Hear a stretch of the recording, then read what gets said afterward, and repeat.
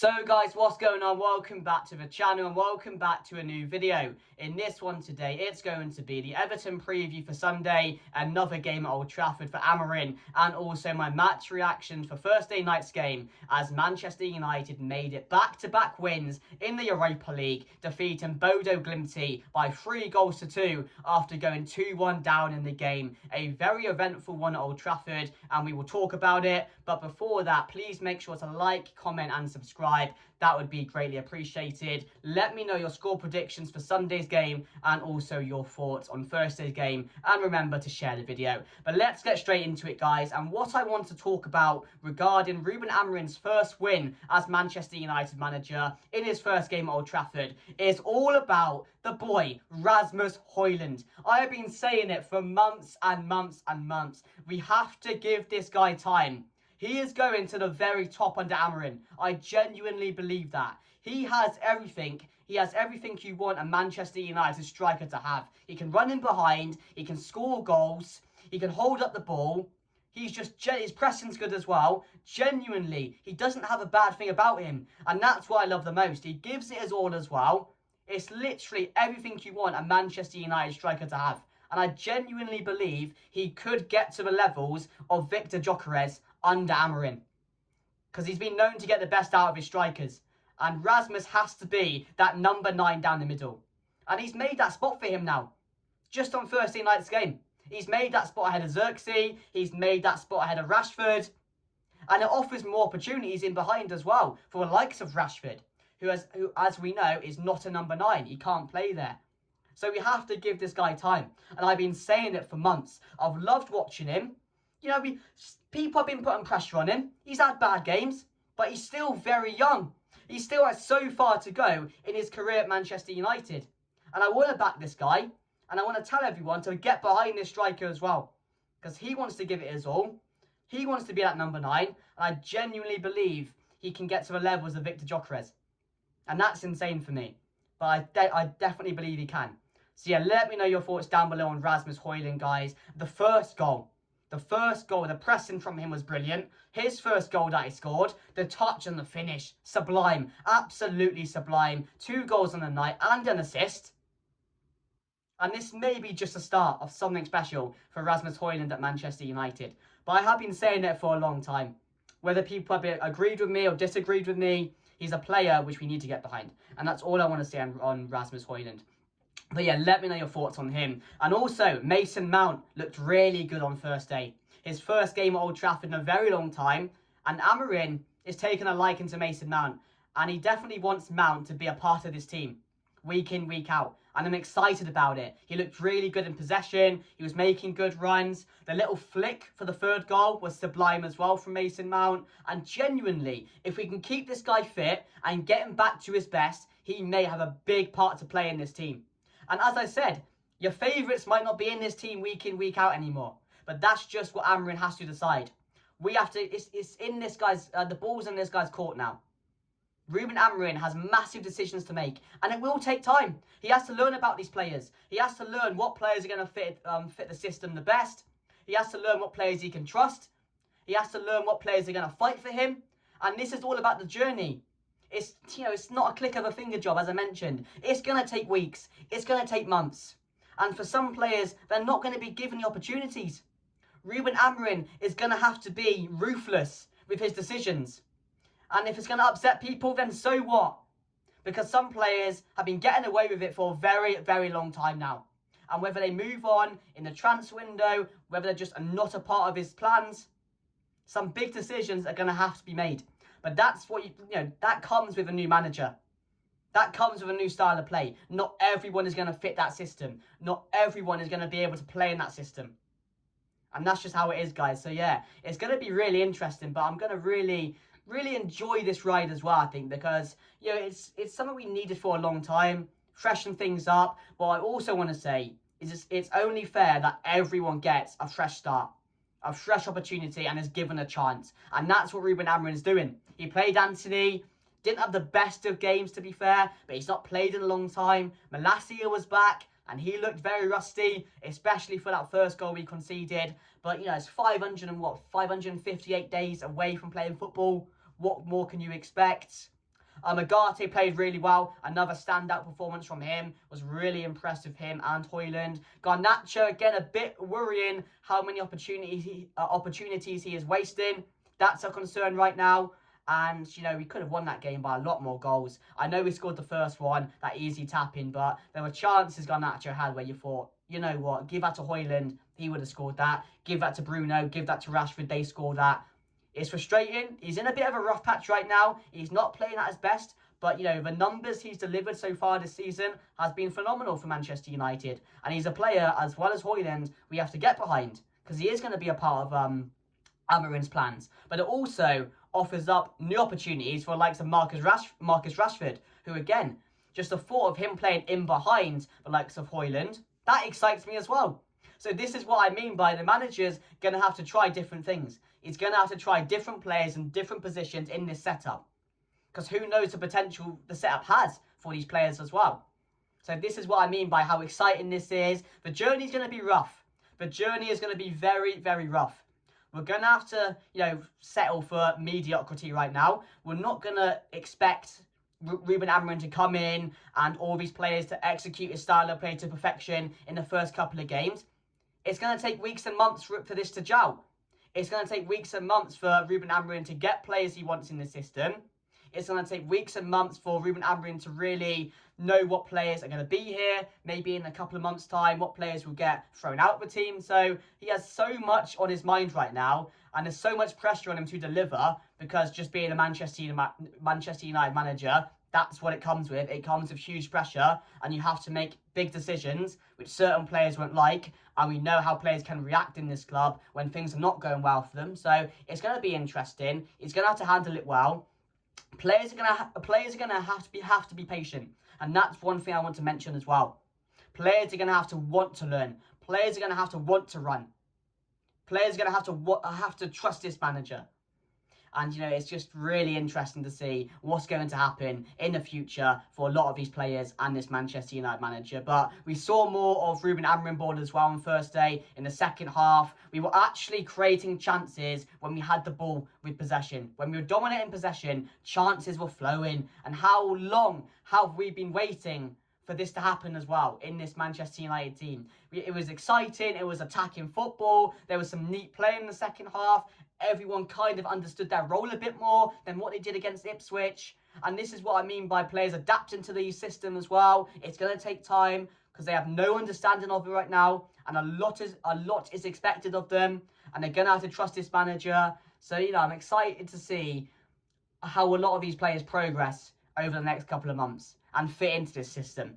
But yeah, this is the excitement of a new manager, really, isn't it? But yeah, I was really impressed with Thursday's win. Happy for Rasmus. Great game by Agate. And overall, a performance which deserved to win in the end. And it was really good to just see Ruben Amorim win his first game at Old Trafford. But Everton preview on Sunday. And as Ruben Amorim said, the most important thing about the game on Sunday is getting the result. Again, we need to perform well. That's, you know, a non-negotiable on Sunday. We're against Everton, a team near the bottom, really struggling to find goals, really struggling to keep out the goals as well. And with Manchester United's first game at Old Trafford, it offers so much more on Sunday now. And, you know, we have to step up again, and decisions will be made, big decisions. Mason Mount, does he start on Sunday? Kobbie Mainoo, again, was he rested on the bench last night because he's starting on Sunday? Can we see Kobbie Mainoo and Agate in the middle? That would be very interesting. Does Rashford start behind Højlund? For Garnacho, he didn't really play too well. Amad Diallo, does he come straight back in? He came off the bench, of course, on Thursday. Does he come straight in behind again? Højlund should be starting up top on Sunday. I do believe he will. That's definitely a guaranteed spot for me. Again, Luke Shaw, does he start? Malacia is an option, of course, now, which is good. Mazraoui at the moment. Does he play fullback? Does he play centre-back? Lenny Euro, as we know, I don't think will be returning yet. He's not fully recovered. So I do think we'll see a similar defence. And I do think Mazraoui might keep his place alongside Martinez, who obviously returned last night. And also De Ligt as well. So that's what I'm expecting the team to be. But yeah, the main thing for me on Sunday is, again, just getting the result, as I mentioned. I want to see, you know, similar play to what we did on Thursday. I want to see these players, go for it from the start, which again I think is important. 2 goals now. First goal was in like what 8-9 seconds against Ipswich, and then this one was it 8 or 9? No, it was more than that, wasn't it? But you know what I mean. And also the one on Thursday night was in 59 seconds as well. I mean, the first one was probably a bit longer, wasn't it? And why am I saying it was in 10 seconds? I don't know. It felt that quick, didn't it? But yeah, 2 quick goals. So we have been straight out from the start in both games. And that's exciting because I like to see that. I like to see some intent there. And that's what we need to see at Old Trafford now. We need to get these fans excited. We need to get us up on our feet, getting behind the manager. And I just want to see us be that dominant team where teams fear to come to Old Trafford again. And maybe we'll see that under Amrin. We'll have to wait and see, guys. But let me know your thoughts for Sunday's game, guys. And let me know your teams as well. I will put my team on the screen here for you guys. It'll be either side, guys. That is what I've gone with. Whether you guys have gone with that, I don't know. But as you can see, Andre and Nana, the back three of De Ligt, Mazraoui, and Martinez. And I have gone Luke Shaw and I have gone Diego Dallo. That's what I'm expecting to see on Sunday. I don't think there'll be too much change to the defence until Leonard Yoro comes back. We know Johnny Evans is out. We do know Maguire's back and he's got to be given a fresh opportunity as well. So that'll be interesting to see when he starts games, whether he'll be trusted. But I don't see him playing in the system. I don't think he's fast enough to do that. So that's where I'll go with my defence. And I have gone with MAINOO and Agate. Casemiro didn't play, which makes you think he might start on Sunday. And maybe he's going to rest MAINOO and give him some minutes off the bench on Sunday. That's also a possibility. But if he's fit enough, I'd start him straight away with Agate. But I do think Agate is also a guarantee to start as well. So I have gone with Agate and MAINOO. I want to see that. It's probably not what we're going to see. Casemiro probably will start, but that's what I've gone with. And also, as you can see, ahead of him, I have gone with Marcus Rashford and Bruno Fernandes. Amad Diallo could possibly start. That's also something that can happen. Whether it will, I'm not too sure.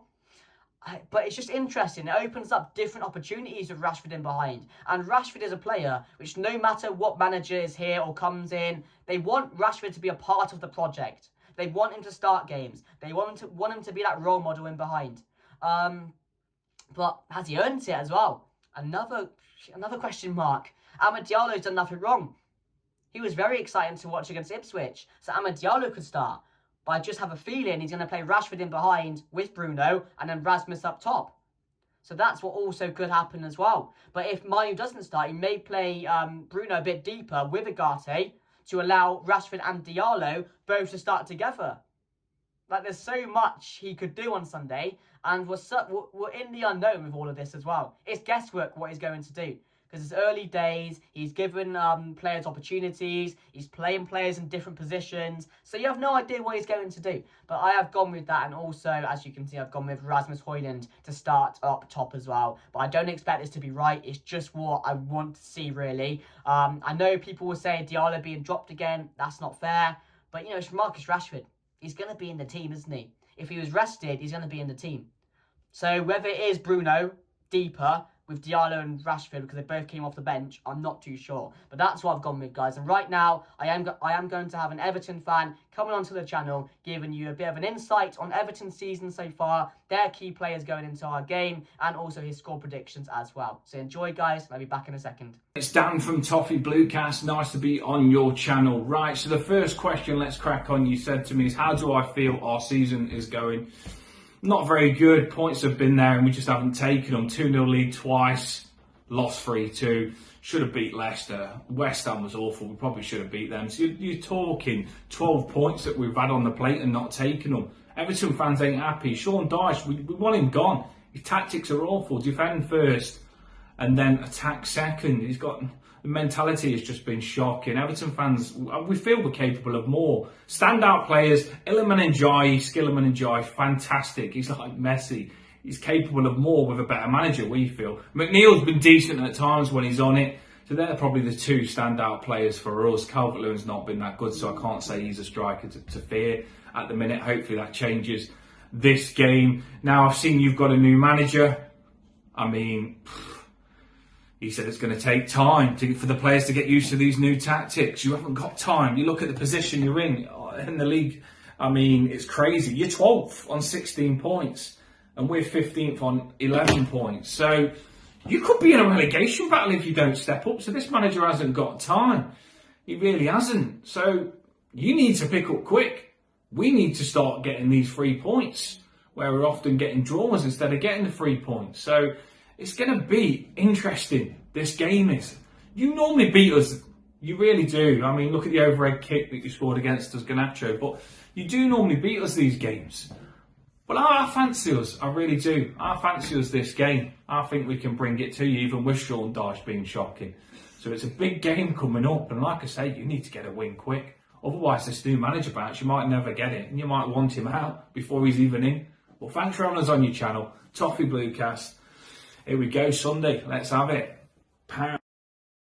So there we go, guys. Thank you very much for coming onto the channel. I will link them down below. Go and check out their channel, guys. Really good content over there. Go and subscribe. Go and give them a couple of likes, guys, and share his videos as well. And once again, thank you very much for coming onto the channel. My quick thoughts on Everton. Everton are a team which are always going to be down there. You know, they have some decent players, as he mentioned, and Dwight, I'm not too sure what his name is, but their new forward which they bought has really impressed me, to be fair, for Everton. He's one of the standouts in their team. MAINOO as well can cause problems. Calvert-Lewin if he's fit. So they have got some decent players in there, but they are a team which are defensively strong, and we have to watch out for that. They defend well. They do struggle to score goals. But if you put enough pressure on them on Sunday and get at them really quickly, I see no reason why we can't go and win this game by 2 or 3 goals. My score prediction, I am going 3-1, guys. I am going 3-1 to Manchester United. I'm going Højlund to score. I'm going to say Rashford to score, whether he starts or comes on. I'm going to say he's going to score. And also, you know, let's go Bruno Fernandes as well. Why not? He's not in the best of form right now, which again is a little bit of a concern. But he's our captain. He's always going to be playing, so we have to get behind him as well. So yeah, my final thoughts on the game for Sunday. As I mentioned, guys, all I want to see is the result. I want to win this game. It's as easy as that. Build confidence, which again is really important as well. But I also want to see us improving in the style of play game by game. Ipswich, we are a bit dodgy. Not many players understood where they were meant to be at different times. Didn't really understand the style of play, and that's completely fine because it's very new to them. It's new to us as fans as well. So, you know, it's all right them not understanding it after 2 training sessions. But we saw an improvement in the next game. And this is what I mean. I want to start seeing improvements game by game so we can really see where this team's going, where the ideas are coming from, and these players slowly starting to get a bit of an understanding of where they need to be, how they need to play in this system, and dominate games as well. And all I want to see is just being dominant in possession. I mean, we saw that on Thursday night. Let's continue that on Sunday, and let's take these chances as well. Because we are wasteful. We are wasteful. But my score predictions going into the game, 3-1, guys, as you guys know. So yeah, let me know your thoughts down below. If you did enjoy the video, please make sure to like, comment, and subscribe to the channel. That would be greatly appreciated. Thank you for watching, and I'll see you guys later. Goodbye.